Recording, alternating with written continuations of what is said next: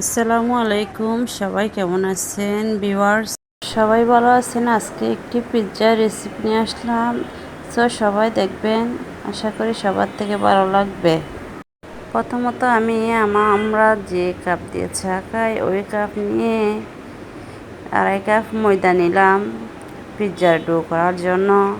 তো ডো করার জন্য অনেক রকম উপকরণ লাগে, তার মধ্যে প্রথমত আমি 1 চিমটি লবণ, এরপর আধা চামচ বেকিং পাউডার, আধা চামচ ইস্ট, এরপর দেব 2 চামচ চিনি দেব, 3 চামচ দুধ দেব, গুঁড়ো দুধ। আপনারা যদি দুধ থাকলে গুঁড়ো দুধ দিতে পারবেন, আর যদি খাঁটি গরুর দুধ থাকেও তাও দিয়ে লিকুইড দুধ থাকলেও দিতে পারবেন। তো এরপর বড় চামচ নিয়ে 1 চামচ তেল দেব।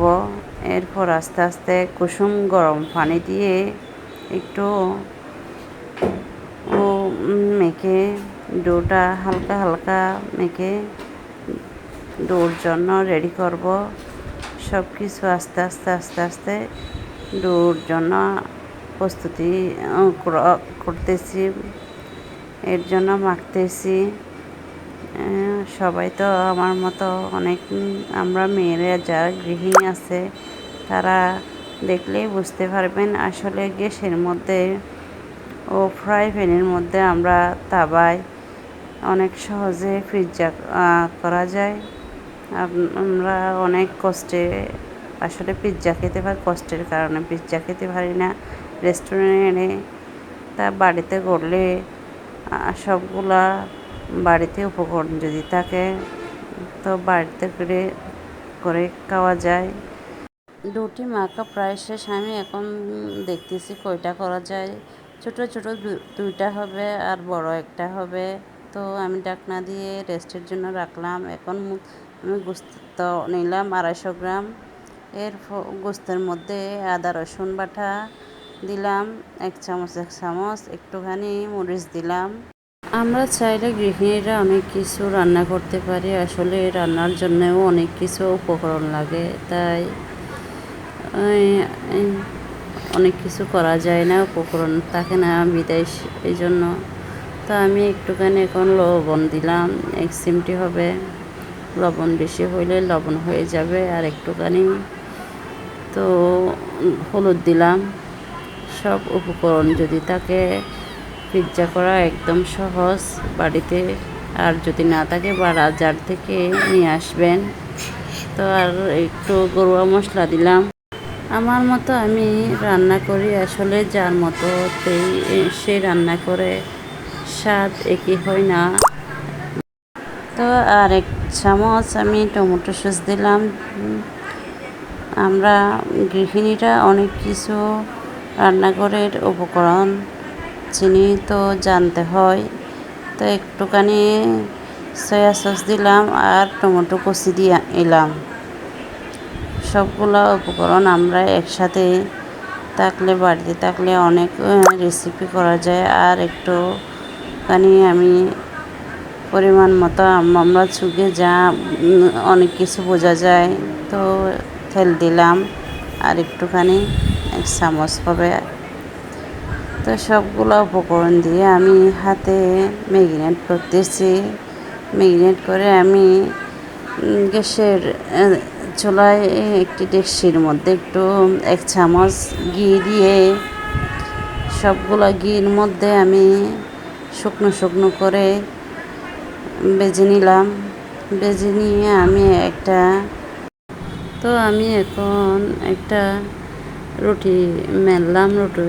বড় একটা রুটি মেলে পাতলা করি নাই, একে একটু বাড়ি করলাম। তো আমি ফ্রাই প্যানের মধ্যে দিয়ে কাঁটা চামচ দিয়ে ফুটো করলাম, আর টমেটো সস দিয়ে সবগুলা চামচ দিয়ে মিশিয়ে দিলাম। আপনারা তো দেখছেন, তো বুঝতেই পারতেছেন কীভাবে করতেছি আমি। আপনাদের মতো আপনারাও করতে পারবেন, আমার মতো আমি করতেছি।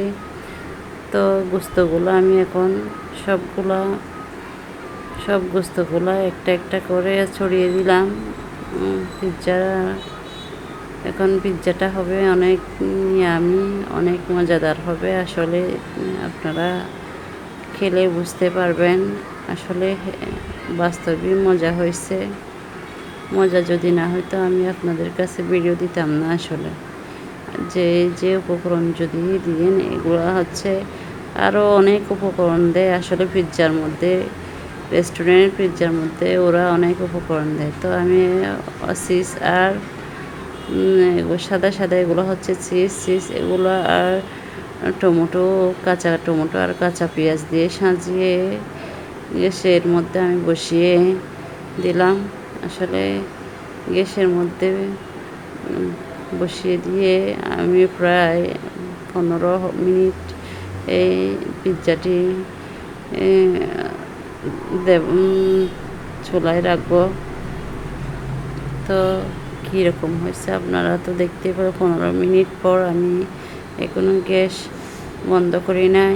তো এখন আপনারা দেখতে পারতেছেন কীরকম হয়েছে।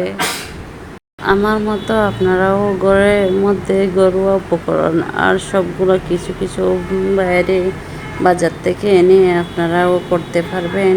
চেষ্টা করলে অনেক কিছু পারা যায়। আমি পারলে আপনারা পারবেন না কেন? আমরাও সবাই তো গৃহিণী বললে হবে না। আসলে আপনারা যারা স্টুডেন্ট আছে ওরাও একদম সহজে পারবে।